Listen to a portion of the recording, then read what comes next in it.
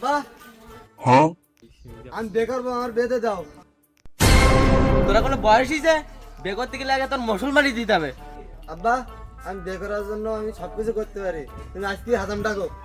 আচ্ছা, ভালো কথা। 2000 years.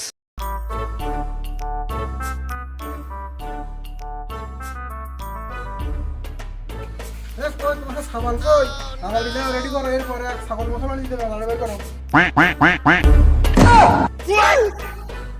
আব্বা বা তোমার জন্য তুমি করো, আমার বউ আগে নামাজ দিব না। না তোমার ছাগল দেখে মারি, তাহলে তুমি বাইরে তোমারটা কাটি দেয়, আমার সময় নেই, আমার ওই ছাগল ডাকতেছে। দাদা তুই কোন করলি কি লাঠিটা কই?